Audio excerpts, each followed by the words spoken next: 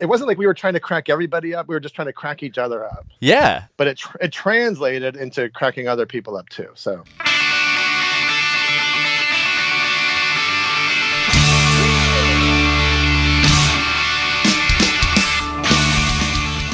Welcome, everyone, to This Was The Scene, the podcast that takes a look back at the late 90s, early 2000 punk scene. I am your host, Mike Doyle. Weston is a punk rock band hailing from Bethlehem, Pennsylvania. Founded in 1990, they took their name from singer Dave Weston's family since his parents allowed them to practice in their basement. The band never found mainstream success, but their energetic and irreverent live shows earned them legendary status amongst their peers as well as their fans. Following their major label debut, the band split up. It was announced on October 17, 2006 that Weston would be reuniting for 3 shows in late December. This led to even more reunion shows in following years and a live album released in December 2009. I didn't know that they had a live album until I read this Wikipedia post, which is where I got that info. But that's kind of badass.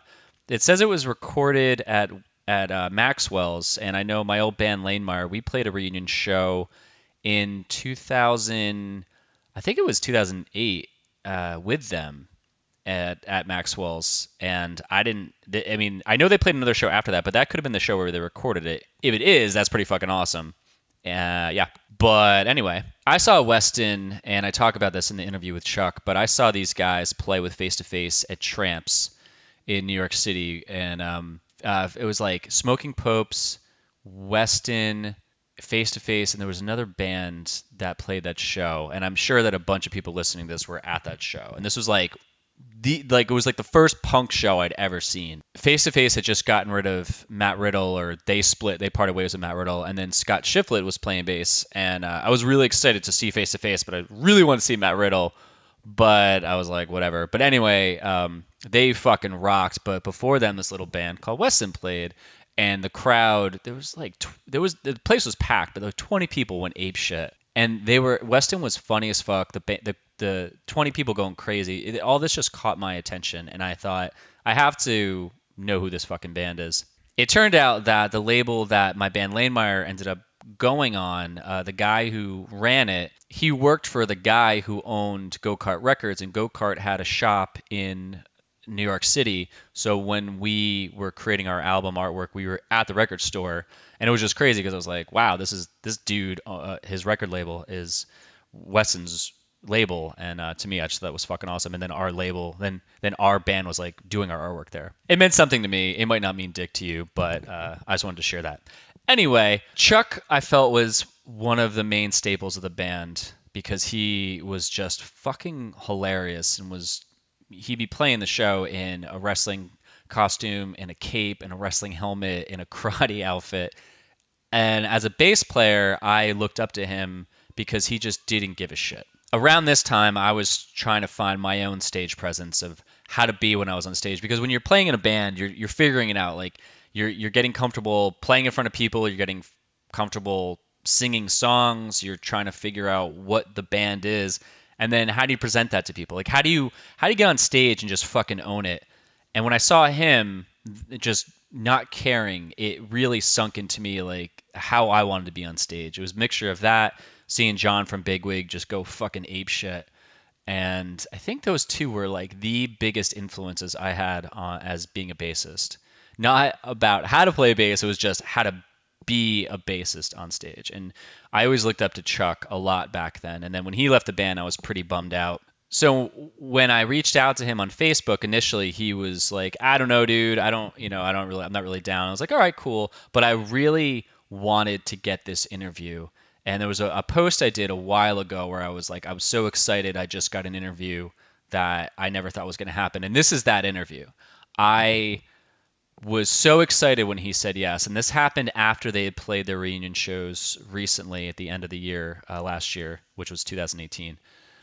And I think he just remembered a lot of stories because he got to hang out with these guys for a long time and talk to Dave and Jimmy and Jeremiah and Jesse. And he got to just remember it, and it just sparked this excitement. And so when I reached out to him again, I was like, dude, come on, you have to do this. And he was like, all right, let's do it. And I was just like, holy shit, I can't believe this happened. So I apologize for this being a very long intro, but I'm so fucking stoked. And so when I got him on the phone, this is what we chatted about. Him not missing playing late shows, helping a friend run away from home when he was a kid, Weston starting off as writing harder sounding songs, getting chased by the singer of Ignite with fireworks. This is really funny.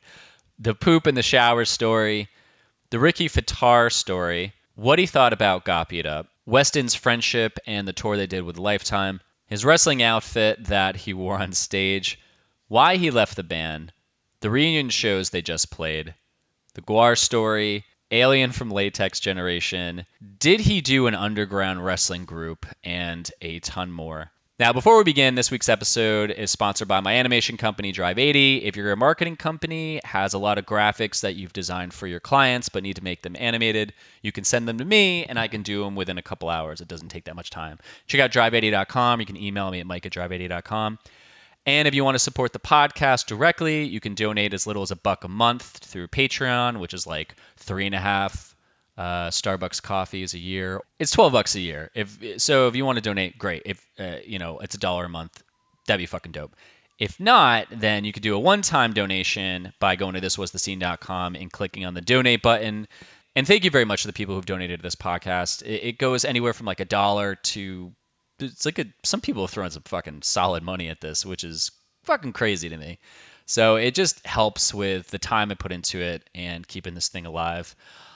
I'm sure one day I can advance on this. I would really love to be able to just like fly to where people live and videotape these conversations, but that would take a lot of fucking money for me to do that. So that's who knows where that'll go. So anyway, feel free to subscribe, leave a review, and share this with anyone who would love some nostalgia. Definitely share this with people. There's a lot of people that have been finding it now, and they're like, holy fuck, I can't believe you interviewed like Braid and Knapsack and fucking Jay from the Jerk-Offs, or Chris Padami from Portrait Studios, or Boxcar, or everybody, or like the Lanemeyer story. That's great. No one says that. Please leave a review as well. You can just open up the Apple iTunes app, give it as many stars as you want, and just leave a comment of what you like. That just really helps this thing get found by people. So with that said, let's get started. Yeah, dude, thanks for doing that. I know you were kind of on the fence, but I'm glad that the shows went well and you were stoked to talk about. Oh no, yeah, no problem. I don't know. Like sometimes I feel like my memory's not the best, and sometimes I feel like, it's like a whole life ago. I mean, 20 years, yeah. It was a while back. Like the last thing I want to be is like some glory days guy. You know what I mean? Like, well, I mean, the whole reason I started this is more of like nostalgia. And a lot of people I talk to, they will forget a lot, and then all of a sudden these memories start getting triggered, and they're like, oh wow, I forgot about this, and then they remember certain details. That's kind of the reason I wanted to wait till after these shows. Yeah. Because like just seeing those guys brought back so many memories, and then talking to Dave, who like I talked to every day back then, we just the show in New Jersey, we had like 5 or 6 hours before we actually played. I'm not sure why we had to get there so early. That's part of the crap that I don't miss about being in a band. Oh fuck yeah! It's like, get here at 3:00. You guys go on at 10. You're like, why? That's what we had to be there at 3:30 to load in and sound check. And then when we were done with that, I'm like, so when do we play? And they said 11:00. Oh god! I was like, I texted my wife. I said, I literally could drive back home to Pennsylvania, like watch a TV show with you, drive back to New Jersey, and still get back in time for the show. Yeah, we had the same thing happen when we played our show. They're like, get here by 4:00. You guys go on at 10. And I was like, Jesus Christ. But it ended up working out well, because just that amount of time, there was so much crap that happened in between that if we had gotten there at an hour or like right when we had to play, it would have been chaos, and I would have just been so like frantic running around. How were the shows? Yeah, how'd you like how they went? Oh, they went awesome. I mean, I could only play 2 of the 4 shows because I couldn't get out of work. Like, it was really hard to get out of work for one of the shows that I was able to play. It happened to fall in like the worst week of work for me to try to get out of. But the 2 shows that I played, I loved, man. I couldn't have asked for a better experience. That's so awesome. That's so great. Yeah. I think there's this thing currently where people really love, I don't know, for some reason, just think that 2-decade mark, everyone is just remembering that time period. I don't know why. I mean, I guess 20 years, 10 years, I guess you're not that far out. Yeah. 20 years, I don't know. You really start to remember it fondly. I mean, in 10 years, if you still have some like hurt feelings or stuff like that, like sometimes 10 years isn't enough, but 20 years is like perfect. More than if you're still pissed off 20 years later, it's like you should really check your life. Yeah, that's on you. All right, Bill. So I'll be just to be aware of your time. So the way I structure this is I like to just find out really an origin story about the bands or the record labels or the recording studios or the zines that I talk to, and it's really just it's kind of like I come from a place where I was back then, and all of these things that I wanted to know when I was 16 or 17 for all these bands that I looked up to or just love their music. So I kind of selfishly get to talk as a 16-year-old asking questions as a 39-year-old. Well, I guess the math doesn't really work out there, but basically, like I like to go like really far back and start with the first question I always ask is, when you were younger, what got you into loving music? So I go back pretty far, like perfect. And there was this show on TV called Real People. Was it Real People? Yeah, it was called Real People, and it was just like some kind of like show on TV. It was like a slice of Americana show. They showed like just like wacky people doing wacky things, and there was this one episode, and it was like about a punk party. They called it, and it was just like these people, like people dressed punk and being punk. I don't know, but for some reason that like caught me up, and I talked to like two of my friends at school the next day. This is probably like 1980. Okay. I think we were in like 6th grade. I'm like, did you see Real People yesterday? And then the one guy's brother, I guess, had like Ramones albums and Sex Pistols albums and stuff like that. And he's like, oh yeah, I could get you tapes of that. And so like he got me a tape of the Ramones and Sex Pistols and Devo. And I don't know about Devo. Ramones and Sex Pistols for sure though. Yeah. And I don't know, we became like the 3 punk guys in our like small Catholic elementary school. Okay. And so of course, being like the only 3 guys, we like formed a band even back then called the Lonely Losers. And we just all picked an instrument and went to town. And had you played an instrument prior to this? I had played I'd taken guitar lessons as a kid and piano, and I was probably taking trumpet lessons at that time. But yeah, I played a lot of music before that. Okay. Was there something about the music when you guys got in a band where as a little kid you were like, I want to just be in a band forever, or you were just kind of like, I just want to be in a band now and I don't really care where, what later on looks like? Oh, did I have like a future vision for the? Yeah, like did you were like, I want to be a rock star, I want to play. I can't say that I did. Yeah. I can't say that I did. I say it was probably just like a way to stand out in my, in our school. Like, oh, those guys have a band. That was like, and that was probably pretty much like the sum of it. But I mean, I kept playing in bands then all through like high school and after that. So, but I mean, I don't know that there was like a big plan in mind. It's just you just wanted something to do and to like stand out, I guess. Yeah. Yeah. What kind of crowd did you fall into in high school? Like, were you kind of like just kind of friends with anybody, or were you? Yeah. I was like, I don't know. We used to call it mid-level, where like we were just like friends with everyone. Yep. We'd be just as fine talking to like, sports people. I mean, I was in drama club and band, but still, I don't know. We were all able to, like my friends back then were all guys that I was in bands with. I've noticed, and I think that kind of like made it easier, like to get along with each group of people. Yeah. I kind of noticed a trend lately with the people I've been talking to where no one really fit. Like no one's ever just been, I was the captain of the football team, or I was like super popular. They were just kind of like, I just really appreciated and was able to fit in and just talk to whoever. And I kind of did my own thing at the same time. And that seems to be like kind of like I said, a theme across the board with the people I talk to. I mean, I wouldn't say I was unpopular. I was just not athletically inclined at all. Okay. Really, like if I had a chance, I probably would have played sports, but I was so bad at them, it didn't matter. So you said when I talked to you last week, and I talked about your Charles shirt that you wore at the Weston reunion. You said that you and Dave, and so you and Dave and Jeremiah went to high school together. We didn't go to. We went to the same high school, but we didn't go to high school together. So you didn't know each other then? No. I'm older than those guys. I'm older than Jeremiah, I think, by like 4 years. Okay. And then he's older than Dave, I think, by another 2 or 3 years. Oh, okay. I'm trying to think. I was like a year out of high school when I met Jeremiah, when he was still in high school. Okay. And I don't know. He was like part of like the skater crew.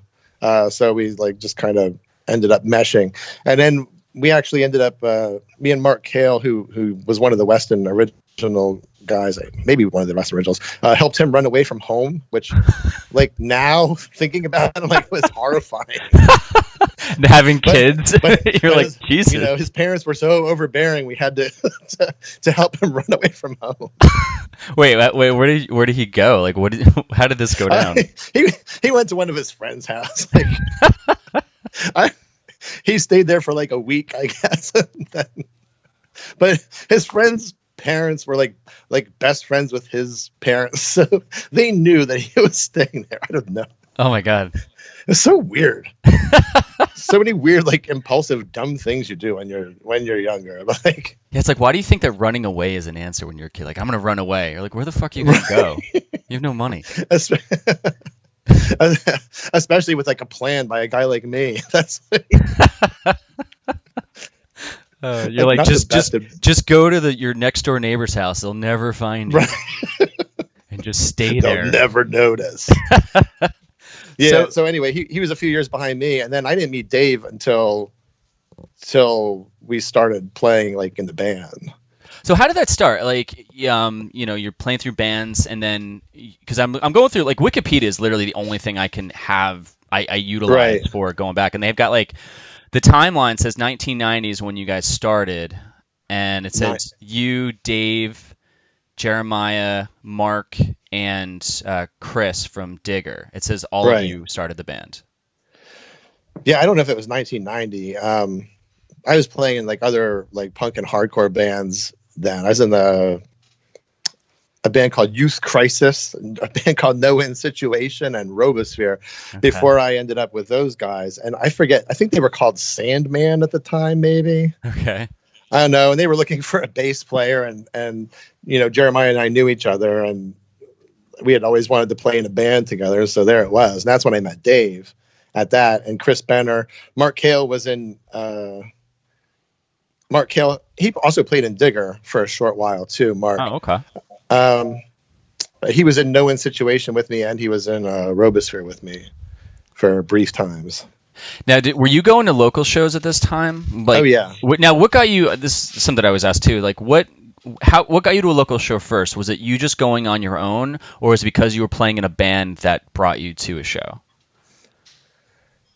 I went on my own.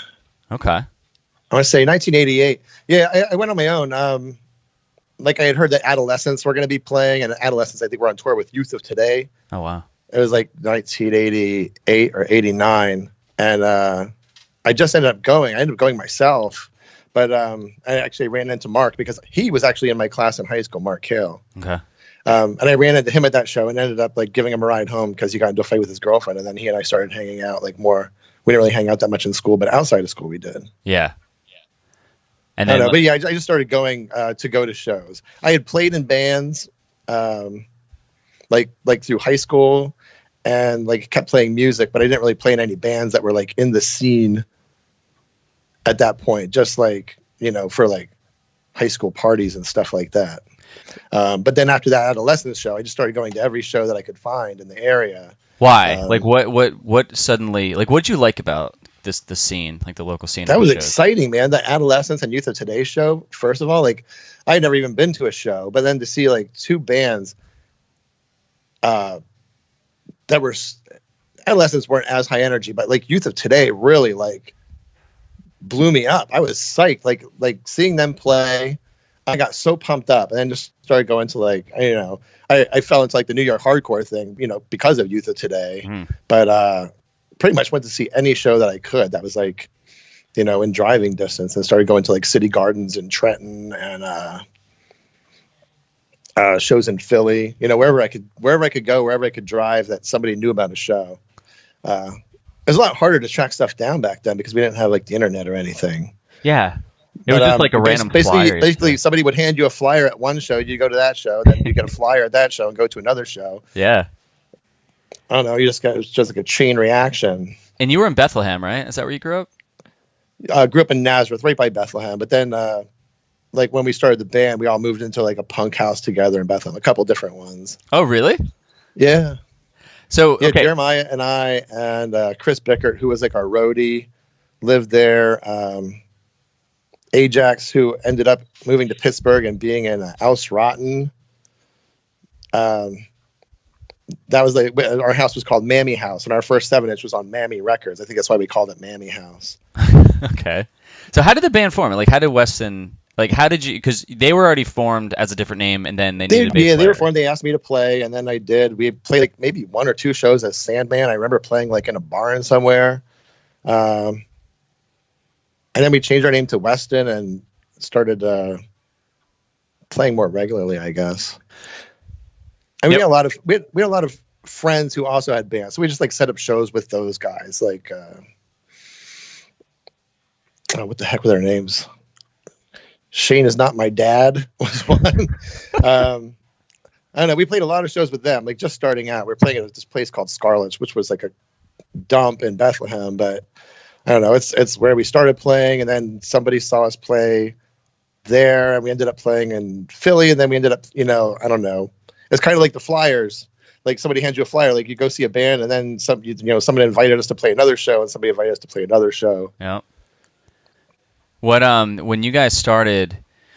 Oh man, I had a question. But yeah, what was the scene like in Bethlehem?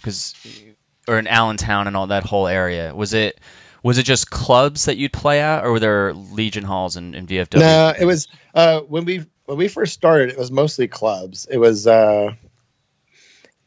no. I'm trying to think. You know what? There was a couple people that like started putting shows on at different buildings. There were clubs like Oliver J's and Scarlett O'Hara's, but a couple people and like started doing shows in Bethlehem at a place called the Goodman Building, which was like a flea market. And they were setting up their own shows then, which we thought was awesome. And then they went, I guess 1 or 2 of them went to Lehigh, and one of the Lehigh professors bought a building in Bethlehem, and they started putting shows on there. That place was called Wally's, and that was like probably the best. Like, it was my favorite place to play. It was my favorite place to go see shows because it really felt like it was put on by people, not put on by clubs. Like there was no like we policed ourselves. There was no like us against them, like you do with like club security and stuff like that. Yeah. And back then that was like really a big thing. Like the security, and I don't know. You always worry about like getting kicked out of a show for stage diving or something dumb. But this place was like a place that like friends of ours were putting on shows, and then we also would like put on shows, and like it became like our place. It ended up closing because it was also a dump, but it was great while it lasted. And I think Weston wasn't performed then. All my old bands played at that place. What was this? See, I go back and forth. I get mixed up in my chronology. That's fine. I mean, I'm sure it makes sense. Somewhere, yeah. Somewhere there. So you guys, do you remember what your first show as Weston, like where it was at, what it was like? It was probably at Scarlett O'Hara's. Yeah. In fact, I'm sure it was at Scarlett O'Hara's. I don't remember who we played with. I'm sure it was Shane Is Not My Dad and someone else, but it was, I don't remember what it was like. It was because it was Scarlett O'Hara's. It was like a dumb place. That was a place where owners were dicks and their security were jerks, and So you guys, your first CD was a real life story of teenage rebellion, right? Yes. And then who did the most majority of singing on that? Was it Dave, who was pretty much like the front man at that point? On Real Life Story, I would say it's probably 60-40 Dave me Okay. on that one. Like, how did you guys figure out your sound? Because, like, you and Dave are just two funny fucking dudes. I remember, I'll talk about this later, but I mean, you guys were just like fucking characters on stage. And he's the funniest guy I know. He just seems like he's super hilarious. Like, but he's also hilarious. Seems like he's like smart. Like, everything he does. Like this past weekend at this show, when we like in the first hour, like there were times where I was like kneeling down on the floor, like hitting the ground with my hand because I was laughing so hard I couldn't stop. He's always been hilarious, and he and I always have like had great like interplay. I don't even know how we figured out our sound. Like, it started out like really a lot harder sounding. Yeah. Like at that point, it wasn't really what we liked. It wasn't what we were listening to. So, well, it sounds like you were going to hardcore shows, and like Youth of Today was an influence on you and things like that. But it doesn't sound like it translated over into your own. No. I mean, and the beginning of Weston kind of was like had a lot of that. Jeremiah liked a lot of like New York hardcore. Dave liked a lot of hardcore back then, but then we stopped. Like, I don't know, we started listening to more different stuff. I'd gotten like a lot of like records at a show at Wally's. I guess it's probably from a distro, but I didn't know it was a distro then because I didn't know anything. But I bought like a Crimp Shrine 7-inch and a Monsula 7-inch and like a Mr. T Experience 7-inch. And that Mr. T Experience 7-inch, that was the one that really like I played over and over and over and over. And I think that's probably where most of like the way I wrote songs eventually, like, I don't want to say patterned off it, but I mean, I guess every band probably like steals. So. Oh yeah. But there's also like something about the style that you like that kind of just meshed with your own, where you felt you weren't forcing it, or if you could play it live, it wouldn't be contrived. Well, you know what? New York hardcore wasn't funny. Really. And they, and these, and all this stuff all these 7-inches that I had, like I could hear like the opportunity to like just be funny. And that's where, like, especially Mr. T Experience, they're hilarious. So was that like a big thing for you? Like, because you wanted just not to be taken not so seriously, but just keep it kind of lighthearted and fun? Well, I guess you would say that. I mean, I don't know that I was like, oh, I want to keep this lighthearted. Oh, hold on. I wanted to keep it lighthearted and fun, but I mean, it's who I was. Like, yeah, I was much funnier than like the serious, like 80s straight edge scene. Not that that's a high hurdle to jump over. Actually, I skipped over a record. You guys did Splitsville and then A Real Life Story, right? No. Real Life Story was first. Oh, okay.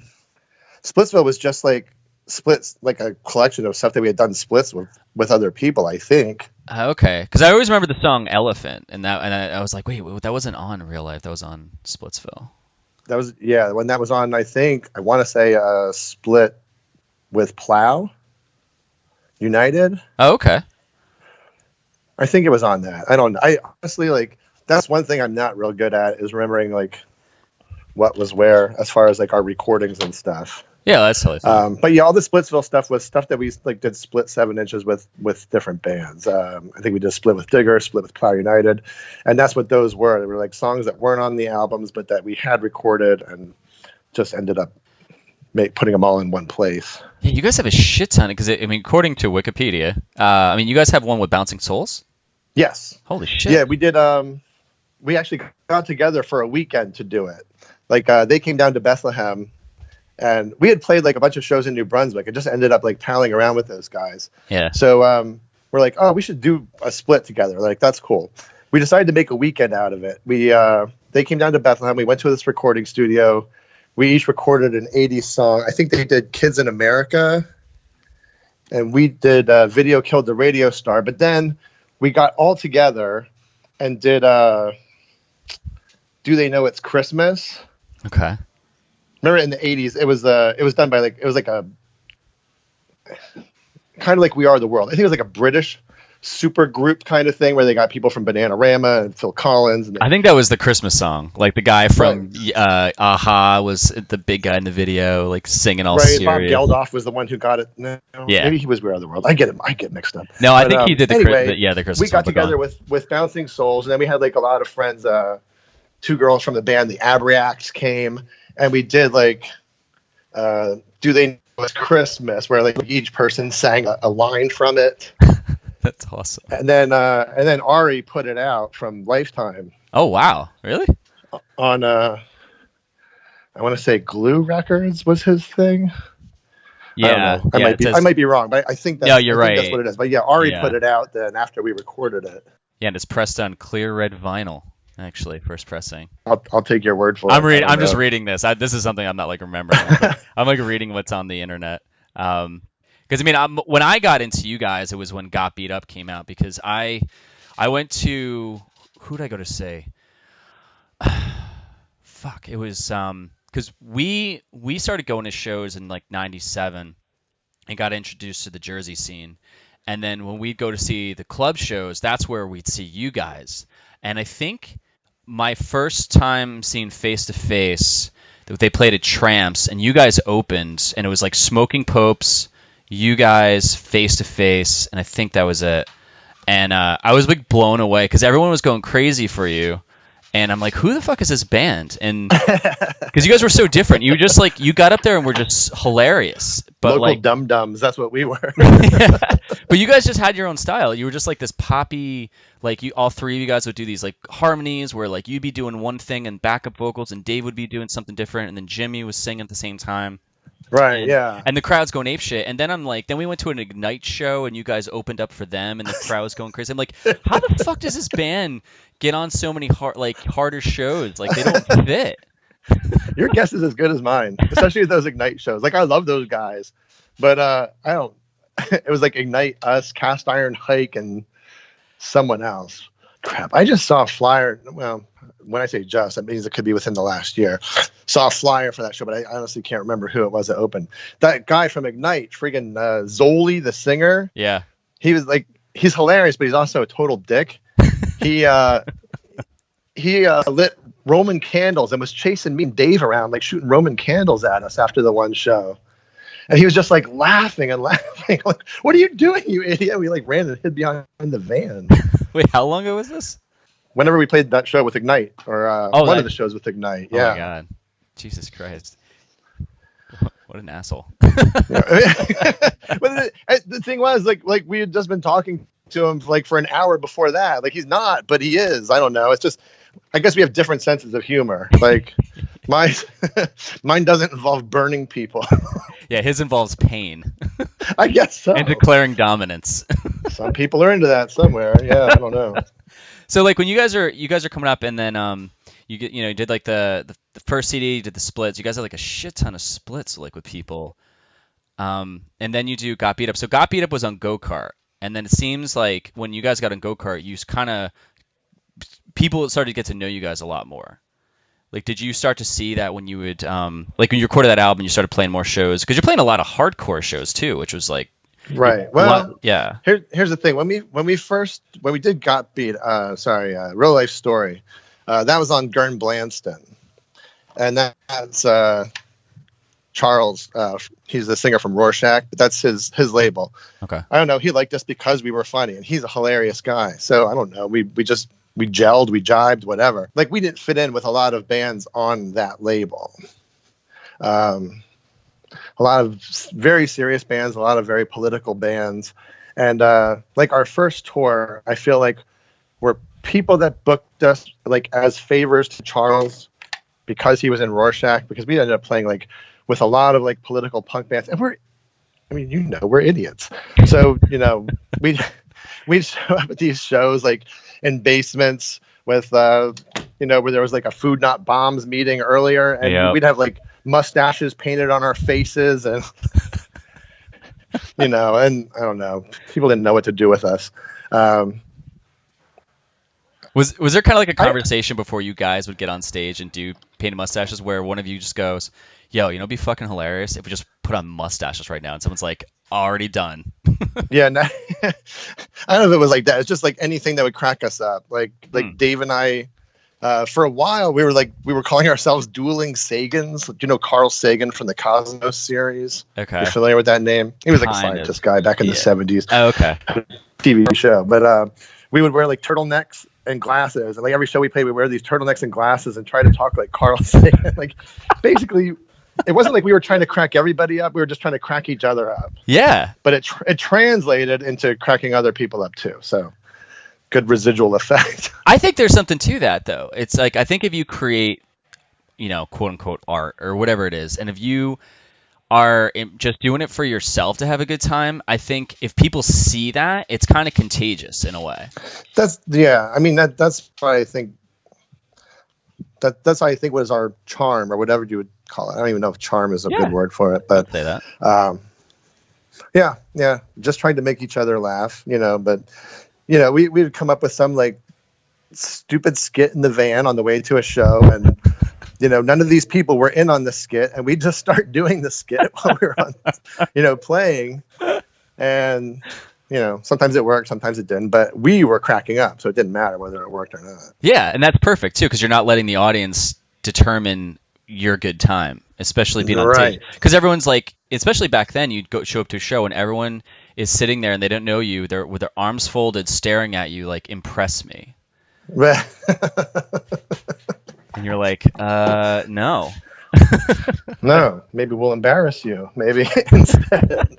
What was your first tour? Like when you guys started touring, was that on the when you guys started doing the splits and you started going out on the road, or was it later on and you did the full length, your first full length? First full length, I think. I mean, we played like basically the tri-state area nonstop, like Pennsylvania, New Jersey, New York. We played a lot, and then when the album came out, that's when we did the first tour, and that was like, basement shows, sleeping with the people's dog, like dogs eating your sleeping bag while you're trying to sleep. Yep. There's like poop in the shower. It's just really. In Florida, the one time we went into this people's house, and there was like a big turd in the shower. We're just like, oh, it's gonna be one of those. So, like, I think 3 people slept in the van, 2 people slept like in the actual place, and the dog was like trying to eat. I want to say Jeremiah's sleeping bag. I don't know. It was a wreck. Jesus Christ. But you take what you can get. I mean, that almost made it better, though. It almost made not better, but the tour. You're like, I wouldn't have this happen if I was just working at Walmart right now. Bingo. And, yeah. Right. No matter how bad it was better than what we probably would have been doing otherwise. Did you guys have like a vision for the band of like, did you guys as a group say like, hey, we want to just do this for a living? Or is it just like, kind of the earlier question was just, we're just doing this for now and it's fun? First we were doing it, and then we decided we wanted to do it for a living. And that's really where it like started becoming less fun for me. I mean, because once you do that, once you say it, then there's this pressure on you. Whereas before there was no pressure. Go show up, be a goof, go home. And once we decided we wanted to do it, and we actually had to, make money to do that. Then you're like, oh, this is hard.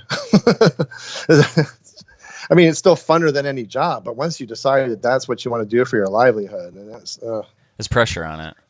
Yeah, there's a pressure. Yeah, I got like, and I feel bad for like Jeremiah and Jim because they were like more business-like in the band. Like Jeremiah, I think wanted to do that for a living. I kind of did. I don't know, but it was like those guys were trying to be business-like, and Dave and I were being doofuses, and. We'd have these like band meetings, but they would always devolve into like just doing impersonations of other people and stuff. So I could definitely see that. Yeah. So wait, did this I'm like, what are we doing? Dave's like, and Dave would be like, meetings. I'm like, oh, go to a meeting. That's fun. Did you guys, when you got on go-kart, was that around the time where Jimmy and Jeremiah started saying like, hey, they try to rein you guys in and focus on stuff? I don't know. It wasn't like that. That makes it sound like bad. Like we knew what they wanted to do. Jim was married at the time, and I feel like, I don't know, I might be speaking out of turn. I feel like he was trying to justify the whole thing to his wife. You know what I mean? And I think there was a lot of pressure from his wife in this situation. You know, like you're gone a lot. There should be there should be some reward for this, you know, other than just laughter. But I think, I mean, when we went to go-kart, so it was actually before we even went to go-kart that was like kind of like the thing. And we had been talking to a lot of people, and we had been talking to a lot of different labels, which again, like, I don't know, we were like kings of bad financial decisions, but you know, for a band who wanted to make a living doing it, we did so many dumb things. But like Dave and I were talking about this so this is like going back. There's a movie called The Ruddles. Did you ever hear of it? No. All right. So you've heard of Spinal Tap? Yeah. Okay. Ruddles is like Spinal Tap, but with like a Beatles knockoff. Okay. And guys from some guys from Monty Python were in it. I don't know. But anyway, there was this drummer in the band who Dave and I like loved. The actor's name was Ricky Fattar. He ended up being like in the Beach Boys later. But anyway, this guy ended up being like an executive at Capitol Records. So we had a meeting with Capitol Records because we were talking like with lots of different labels about putting out the album After Real Life Story. Like, we recorded some stuff like some demo stuff for RCA, and we went to Capitol. So anyway, we went to Capitol Records. Oh wow! And our manager at the time was like trying to rein Dave and I in, but we found out that this guy from this movie that we loved worked there. So the guy that we're talking to, the guy who we had this meeting with, he's trying to tell us like, asking us, you know, what our vision is. And Dave and I are so preoccupied with finding Ricky Fattar. And we're asking him, like, is his office near here? Could we go see him? And the guy's trying to talk, and like, Dave's like, I think I saw him, you know? And we just like, I don't know. We totally bungled up this meeting because Dave and I were like so wanted to meet this dumb actor who played a drummer in a movie that not many people heard of. But, and, you know, it was things like that. And then so I think we were in the doghouse a little bit after that, but. Oh my God, it's fucking awesome. That's what I mean. We get on these like jags, we get on these kicks or these skits, you know, but this Ricky Fattar thing, like Dave and I had watched the Ruddles like tons and tons of times. So like we like, and in the movie, he didn't talk. So we just had like all of his mannerisms down. And Dave and I would do these like Ricky Fattar, like looks and moves like to each other while we were on the stage and like crack each other up. But yeah, it didn't, it didn't help us in that. It sounds to me you just like really liked enjoying life and not taking it too seriously. Well, yeah. I mean, that seems like you kind of have it fucking figured out. I mean, you could probably be like, well, there's other things, but I think a lot of bands back then, it turned into, I think that's why the music scene became so weird in the early 2000s, like around 2003, 2004, because everyone made it into a business. But prior to that, we were figuring it out. Yeah. And we ended up on so many shows. Like you mentioned that Face to Face show. Yeah. We did like some kind of like festival with Face to Face, some snowboard festival or something. Oh, snow. What the fuck was that? I remember. Know, but I mean, it had nothing to do with snowboarding because we weren't even like any place where people snowboarded. We played at like Electric Factory in Philly and like Tramps and like, I don't know. I mean, it was sponsored by snowboard companies, but they were calling it like Snow Jam. Yep.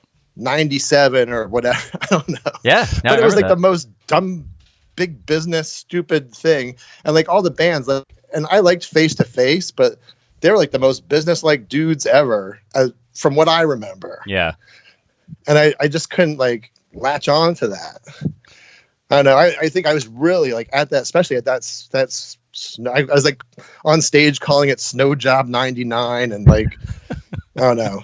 For some reason I had in my head that like they would be fun and they weren't. I don't know. And I don't think I ever looked at Trevor Keith. Me out. I never looked at Trevor Keith and thought he was like this super like what would be the word? Playful dude, to say the least. I think the bass player, I saw some videos with him. He looked like he was fucking hilarious. And Chad was out of the band, I think, at that point. No, he wasn't. Oh yeah, no, I couldn't tell you. Like I don't know anybody by their names, but yeah, it seemed like at that time, like any band that had a sound tantamount to Green Day was getting, if not signed, getting interest, and yeah. Hence our meetings with RCA and Capitol or whatever. It didn't make any sense to me, but I don't know. That's what everybody was hopping on at the time. What were your thoughts on Got Beat Up as a record? Well, it's funny because I listened to those albums a lot in the last few weeks because I was trying to relearn the songs on bass. And the first album, my thought was, I can't believe the guy at the studio, Bob, talked us into all these weird sound effects. Like we had all these like weird wah-wah sound effects and stuff. I'm positive I remember him talking about that. Got Beat Up, I felt, was more us like doing what we wanted to do. I don't know. I like the songs better on Rebellion, but sorry, I'm just like pacing around. But I like the way we played better on Got Beat Up, I guess. Okay. I was never like a studio guy. Like I couldn't then like sit still long enough to like keep doing like the same part over and over again. Like I'm like, that's good. Isn't that good? We're good, right? So that wasn't my thing, but I was happier with how Got Beat Up came out, production, recording wise, and music wise. I feel like the first album, like we were none of us were really very proficient at our instruments. Okay. And the guy Bob that recorded us, he recorded both albums, but I think he understood us better when we did the second album. First album, I'm not sure he knew what he was in for, like as far as like Dave and I, and so I think a lot of those sound effects were like trying to cover up some of our crappiness, but just adds a lot of effects. He's like, this will kind of just like blend it all together and no one will notice. That's what I think. And I said it to Dave when I was at those shows this past weekend. I was like, man, I was listening to the first album. I said, he talked us into a lot of weird guitar craziness. He's like, yeah, he did. So yeah, I don't know if it was to cover us up or if he just had like a bunch of new toys he wanted to use and thought we'd be good guinea pigs for him. Maybe. He's a great dude, but I think the first album, like he really didn't know. He only knew Jeremiah, and I don't think he knew how to deal with us. And then the second album was like a lot better, more at ease. He knew that making me like do my bass track over and over was only going to be like the law of diminishing returns. Like the longer I do it, the worse it's going to get. So we worked way better on that second album. What was the song you sang on Got Beat Up? It was like I know I'll like always be that fat kid on the bus. Oh, No Kind of Superstar. Yeah, I fucking love that song.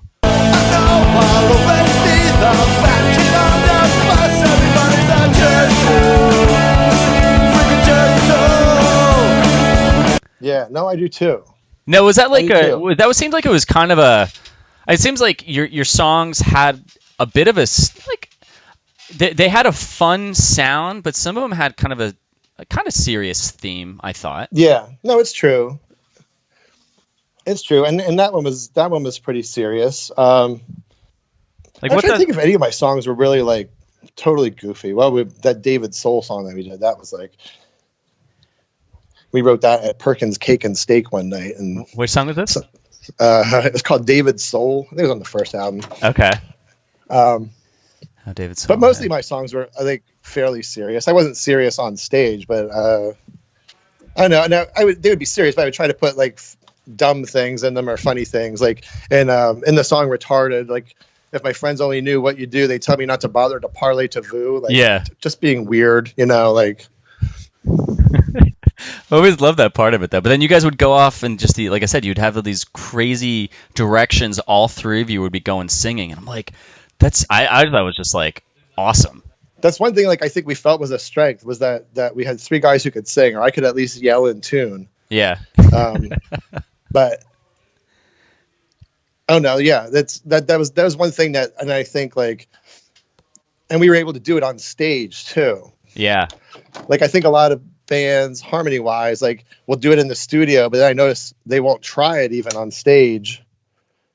Whereas, we'll try it for better or worse. Yeah, you're right. They'll just like, you'll hear this if you listen to the CD. Right. Like the harmony was a studio thing, but not a live thing. But yeah. We really did try to be able to, record what we would be able to play live.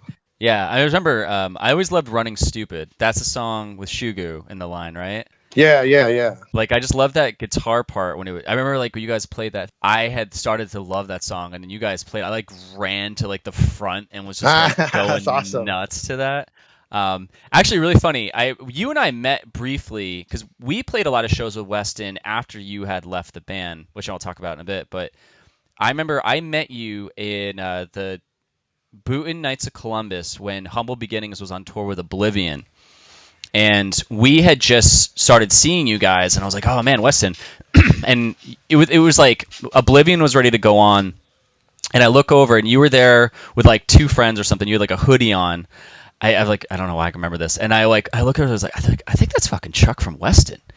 And I walked up to you. I was like, "Hey, man, are you Chuck from Weston?" You're like, "Yeah." And I was like, "I fucking love your band, dude." You're like, "Wow, thanks, man." And I was like, "Yeah," and you just talked to you for a minute, and you're like, "All right," you're like, "Hey, like, I really hate to do this, but Oblivion's going on, and I gotta go fucking see them." And you just like jetted. You didn't like run in the room, but you were there just to see them. Yeah, no, I did like Oblivion. Yeah, I like Boonton. We played a couple of shows in Boonton. Yeah. There was I think there was a magic shop right near the place that we played at too. I think, yeah, it was right down the street. Somewhere on the same block, there was a magic shop. That really interested me. They were never open when we were there though, which made me sad. How do you guys get so, it seemed like you were really tight with Lifetime. Like every time someone would mention you guys or Lifetime, they would, like the two of your band names would just kind of coincide in the conversation. Right, despite not sounding anything like Lifetime. No, exactly. But you guys played a lot of shows with them, or you went on tour with them, yeah. Right? I don't know. It's just all like guys we became friends with. Like bands that we played a lot of shows with we just were friends with. We went on tour. We did a tour with Lifetime. I just found like the lanyard the other day from it. Not that we needed a lanyard for that tour, but but it actually said Weston Tour of a Lifetime, and.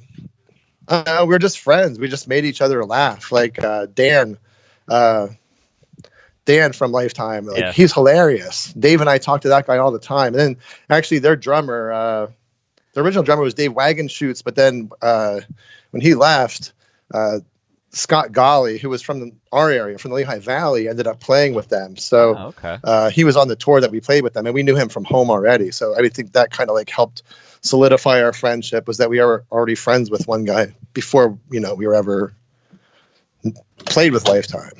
What album were they touring on at that point? Was it Hello Bastards, or were they? Yeah, Hello Bastards. Were they playing any songs from Jersey's Best Dancers? Because they released that after they broke up, but they still had the songs and they were playing them. Yeah, they were.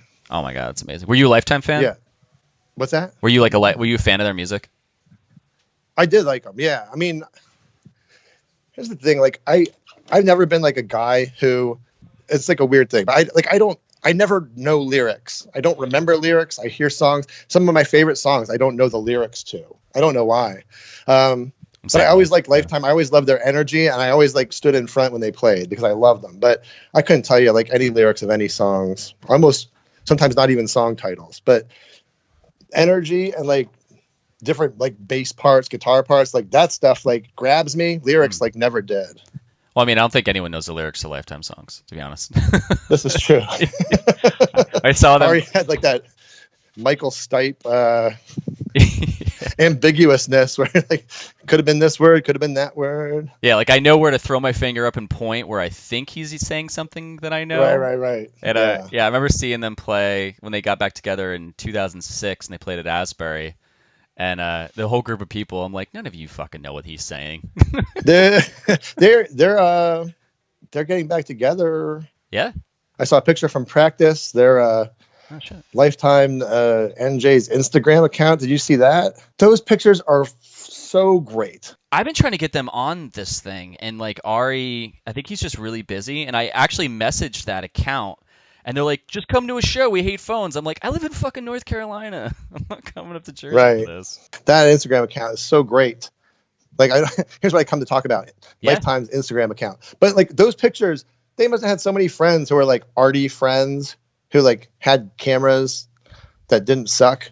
Yeah. Like I have pictures. I had like a bunch of pictures. I had doubles that I took to the show. So like guys could take whatever ones they wanted, you know, Jeremiah, or, you know, if there was good pictures of Dave, you know, Jeremiah had ones I think he wanted his kids to see. Oh, wow. But like those were all taken. You remember when cameras were like, if you didn't have a real camera, you would buy those like cardboard ones. Oh, yeah. It's like disposable. Yeah, that's what all my pictures are taken on, the cardboard disposable cameras.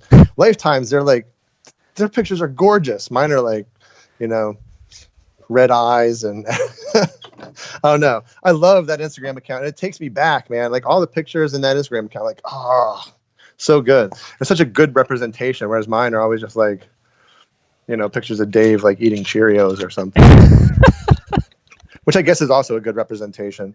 I mean, it depends on who's looking at them. I think people love to see the behind the scenes stuff, because I think I like about that Lifetime account too is that it shows the outtakes from the art from Jersey's Best Dancers when they're hanging out in that record store and Melody Bar and all that. What was the other place in New Brunswick? We were just talking about it. It was Melody Bar. I want to say it was Court Tavern. Yeah, Court Tavern. Was that what it was? Yeah. Yes. Yeah, I never even heard of that until 2005. I came back to Jersey. Oh, really? Yeah, and we never played any shows there. I never went to shows there, but the door guy was such an asshole. Oh, I don't know. I think he might have just been new to that point, but that was the thing. That's why everyone knew Court Tavern at that point. They'd be like, "Oh, the door guy's such a dick," but it's such a cool place to play. Like when everybody talked about it, that was the thing. Yeah, they're like, "Oh, fuck the door guy," but the place is great. I'm like, "Oh, okay." I know we played so many shows in New Brunswick, like between Court Tavern, Melody Bar, but like I think the first couple of shows we played were at like Handy Street. I don't know. That was probably, well, I guess if you started going or got beat up, it's like we did Handy Street probably before the first album came out, but like we really became like, I think that's where like our love affair with New Jersey came from, was like getting in New Brunswick and playing all these shows in New Brunswick and then branching out. Like I think we played more shows in New Jersey than we played in Pennsylvania, honestly. Yeah, well, I mean, Jersey's so compact and small. To get from New Brunswick to like Boonton takes maybe 40 minutes. I think in Pennsylvania is so huge, it would take you like 2 to 6 hours to fucking. Right. If you were in Allentown, you wanted to go to a show in Lancaster, it's like an hour and a half. Yeah. Almost 2 hours. You're right. Like Jersey's right on top of each other. Yeah. It was funny, like going to that show in Barwood. I was driving down 78, and I'm like, every exit, like I remembered something, like 287. I'm like, oh, New Brunswick. And then the next one I think was Basking Ridge. I'm like, oh, that's where Greg from Bouncing Souls lives, and we went to his house one time. And the next one was the one I got off was Scott Plains, Berkeley Heights. Yep. Scotch Plains, Berkeley Heights, and that's the exit we used to get off to go to John Hiltz's house because he used to have shows in his basement. Oh my god. And I was like, oh, I should just go to John Hiltz's, even though he's, doesn't live there. But I'd go look at his house. We played like probably 5 or 6 shows there. I loved it. Wait, who was that? Who was John Hilton?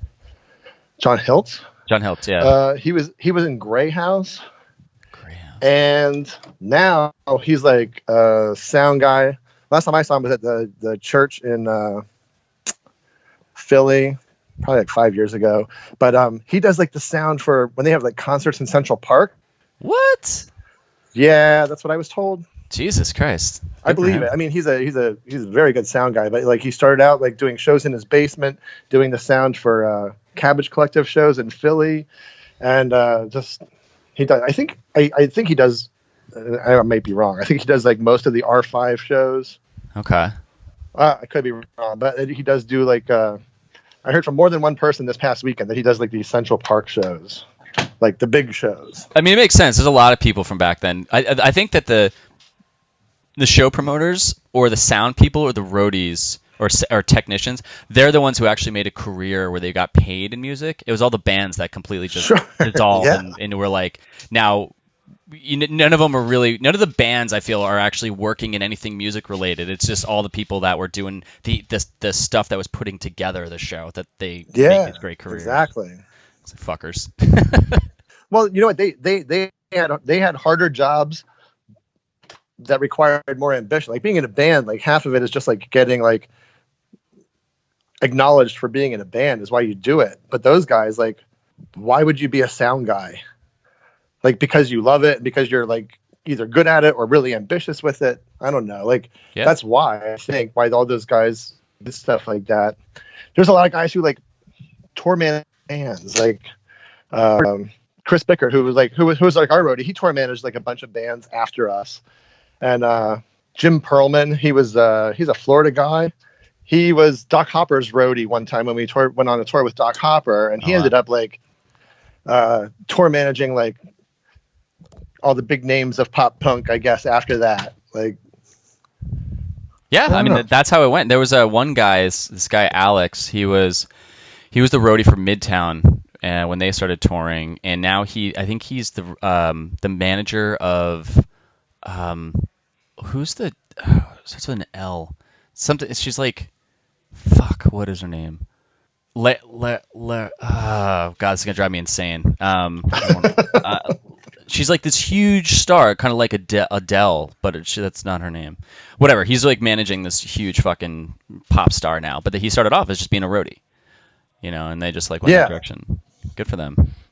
Yeah, good for them. Good for that guy. What how did you fall into the wrestling outfit that you used to wear on stage with the cape? It's probably at a thrift store, and I thought it'd be funny.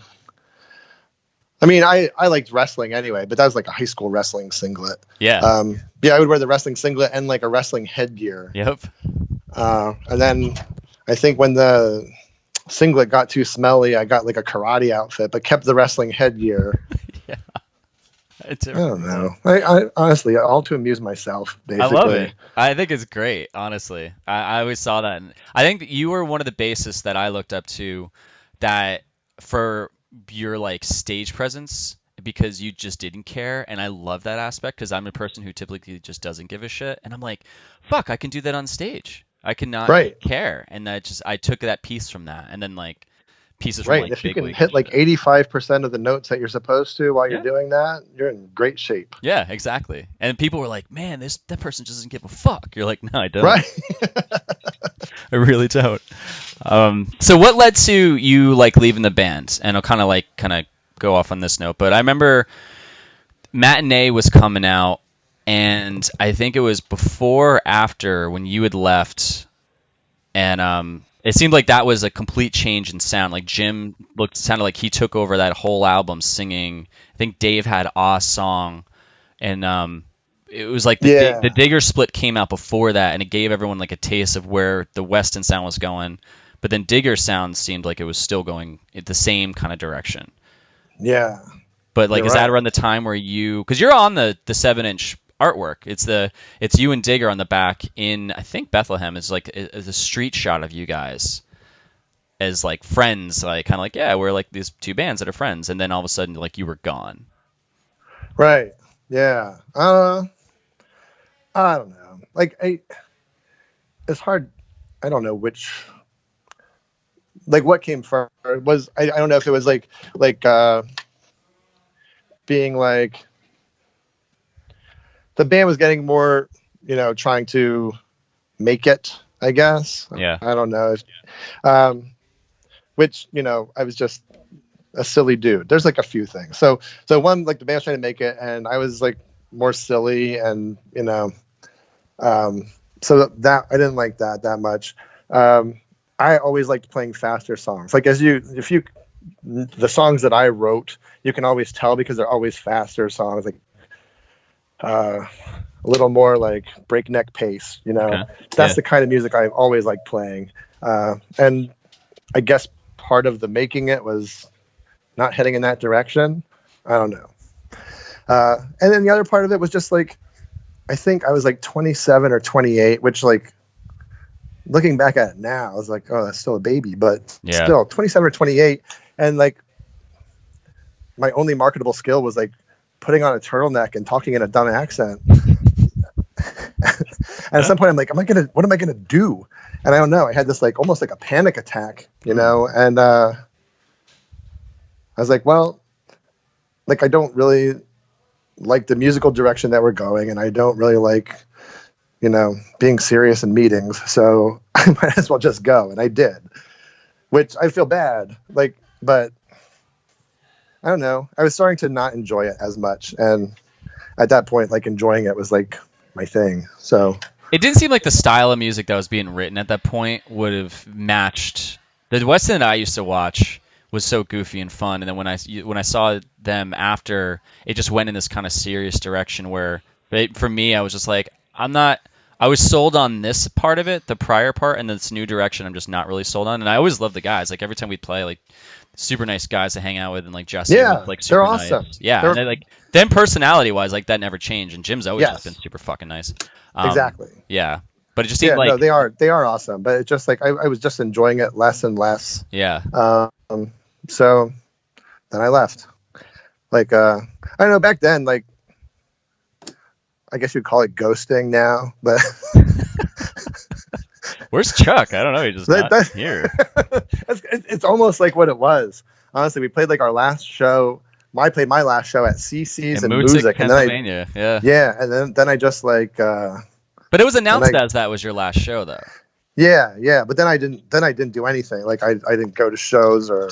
I went to like local shows at home, but even then, not much. Like I don't know. I just decided to disappear. I always felt bad because when I left, Jesse took over my spot. Jesse Short. Yep. He was in Walter Krug, which was like a local band, which was like one of my favorite local bands, probably my favorite local band, in the Lehigh Valley. And then he took my place, and I taught him all the songs, because I knew I was leaving, and so I taught him all the songs, and I think he got a lot of shit for it. Yeah, I think that was a hard place to step into. It sucks, man, because he's the best dude, and he's like as funny as Dave or me. Like, yeah, like that's why I loved hanging around with him at home. But he got the shit end of the stick because he would play shows and people would say, "Where's Chuck?" And I'm like, "Ugh, don't do that to him. Like he doesn't deserve that." Like, and when we played that show this past weekend, he was on stage and he said, when I got asked to join Weston, he said it was like the happiest and saddest day. He said, because I loved Weston. He said it was sad because Chuck wasn't going to be in it. It was happy because I was going to be in it. Yeah. I don't know. So it's kind of bittersweet. But I was so happy to see those dudes this weekend. Like, I played a show with them like 10 years ago, like one show, Slasky Fest, and it was fun and stuff. But like this weekend, I really feel like we connected more. I don't know. Yeah, no, like talk about that. Like what? And I think there's something to be said about in the beginning of this when you talked about there's a 10-year difference where. Right. Like when we played that show 10 years ago, like I was welcomed with open arms, but it was just, I don't know. It's like I came and played a show and we hung out a little bit. But this weekend, like, was all hugs, all talking, all reminiscing. Like, it was just. Yeah, I don't know. 20 years was enough under the bridge, like for them to. I mean, it was, I think, such an act of grace for them to invite me to come play. Yeah. Like I was floored. I saw that they were playing these shows, and I remember like I saw it like on Facebook or something, and I was like, oh, I wonder if they'll invite me to come play. Like I like. It's exactly what I was like. And then Jeremiah texted me like 2 days later. I'm like, yes. So, and then Jesse and I know you weren't able to come to the shows, but like we switched off a lot of, like I'd play we started off with him playing a song, and then we would do a skit that would bring me out on stage, and then that's all. Because he kind of wanted to troll the audience a little bit, like everyone who yelled, "Where's Chuck?" at him when he was first starting. So when we started without me playing on stage, and then the first show, like his brother came out dressed as a wizard and sprinkled wizard dust on him and then hit him with a bat.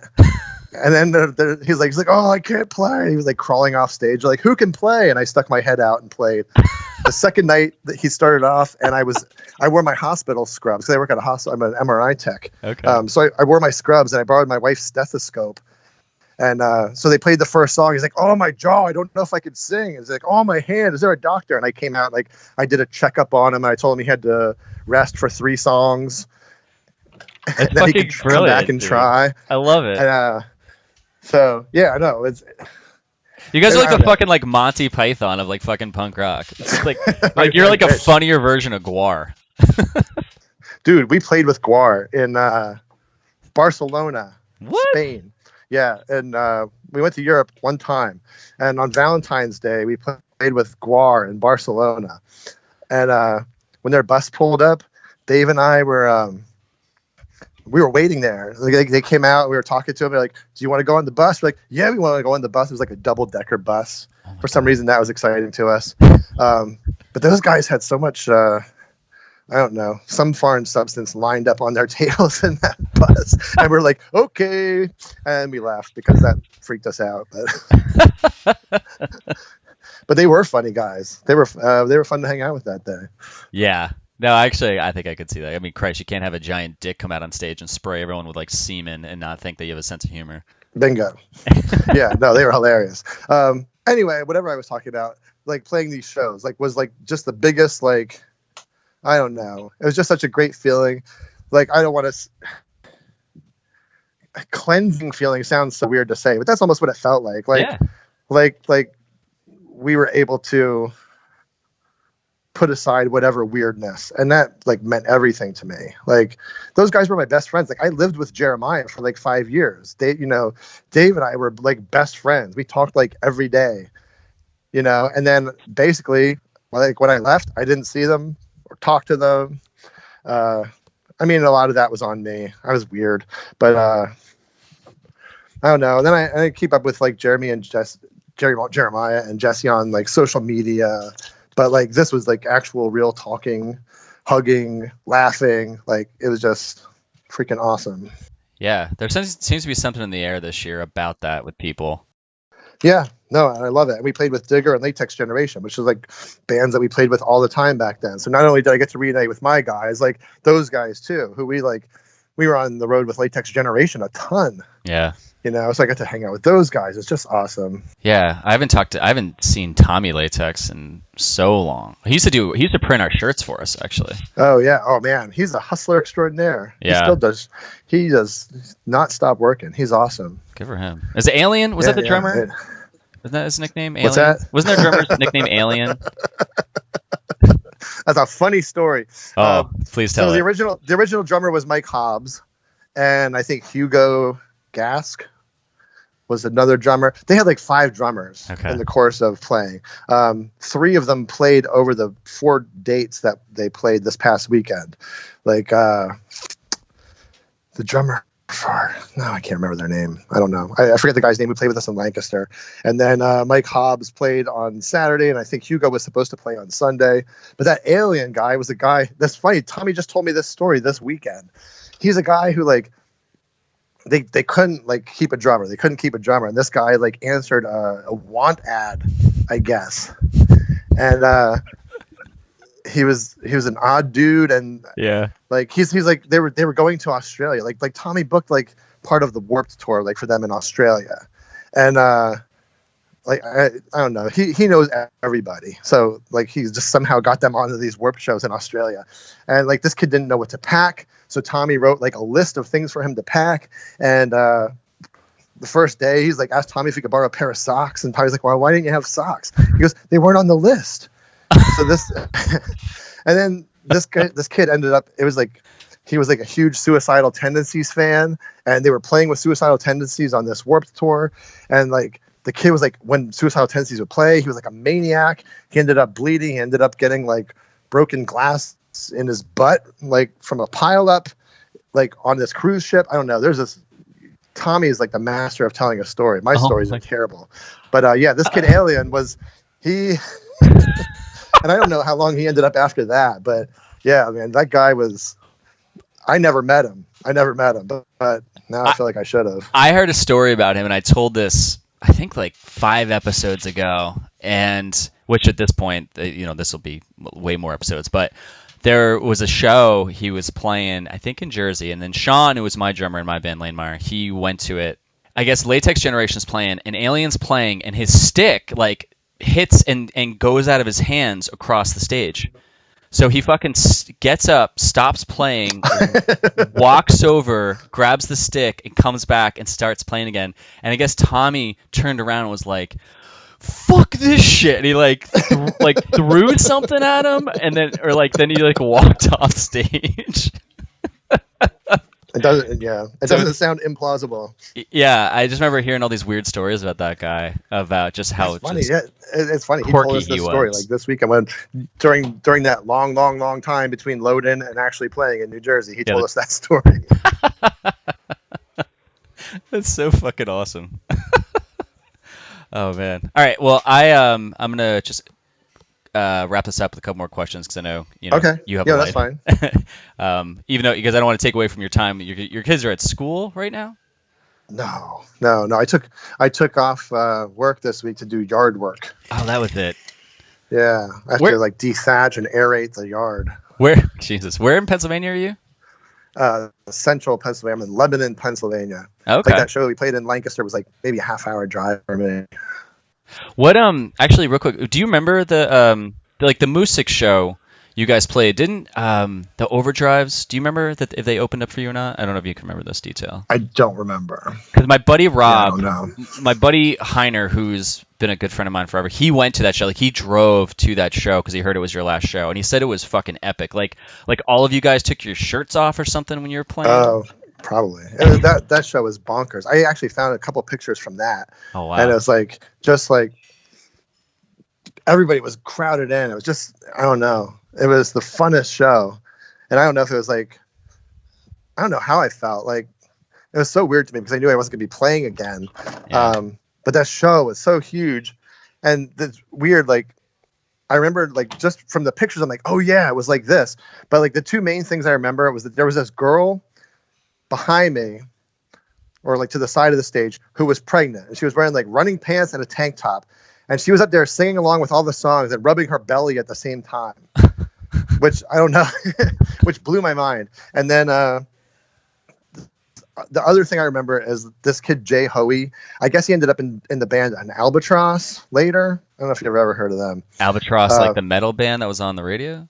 No, that was Corrosion Conformity. Their song was Albatross. Never mind.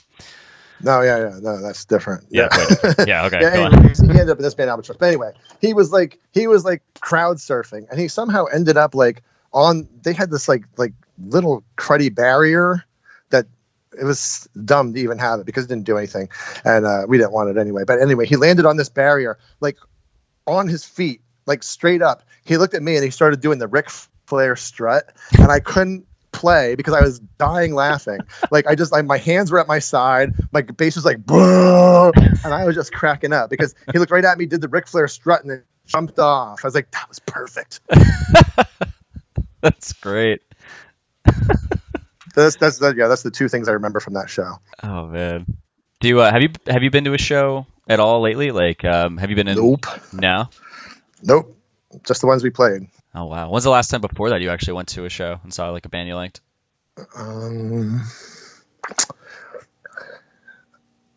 I went to the show that I saw John Hill at a couple of years ago.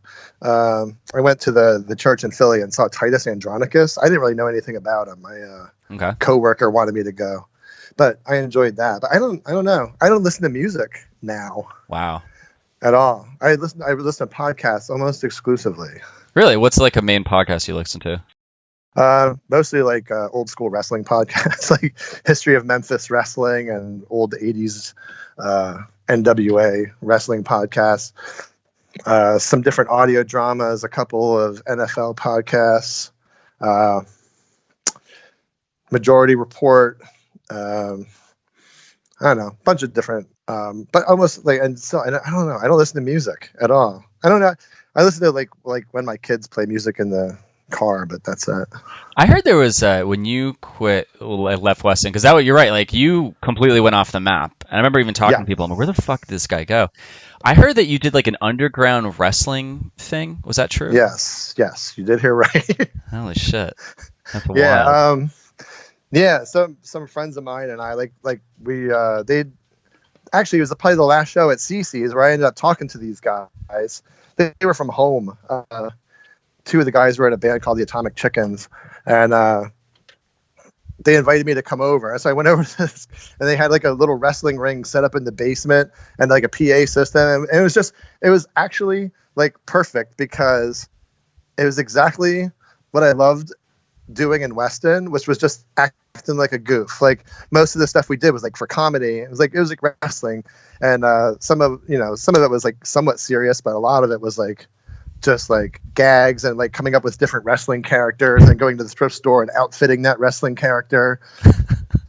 But then we ended up like they ended up renting a warehouse and like building like an actual ring, and I think we did like 2 shows in there. But again, I had no real athletic skill, as we discussed in my high school years. So I ended up being the referee. Oh, that's awesome. For them. But I got to take a fireball to the face, which I had always wanted to do. So yeah, we did that for a while. And those guys, that's like my crew that I still hang out with now, or that I like basically like once Weston was done, like these guys were my crew and still are. That's awesome. And 3 of them went to actual wrestling school then. One still actually wrestles. Oh, wow. He goes by the name Ultramantis Black, and he wrestles in Chikara primarily, but for like a lot of other places. And they have a band actually on Relapse Records called Ultramantis Black, which is... Oh, wow. Yeah. So it's him, the guy who wrestles, and other guys who wrestled with us back then in the band. Oh, shit. I actually didn't even know Relapse was still around. That's awesome. They are still around, apparently. Yeah. But yeah, they put an album out like 2 years ago, I think, with them. Oh, shit. Let's check that out. Yeah. Cool, man. Well, I think I've gotten every question I wanted to ask. Yeah, I think I talked a lot. No, it's perfect. I mean, that's the whole thing of the podcast. It's not about, it's like you don't do a 10-minute show. I mean, this is where I was so used to love, like, but just because of the band we were, we always attracted like ding dongs, a bunch of geeky kids and stuff. And so there's all these kids that were like starting zines, and they're like, "Can we interview you for our zine?"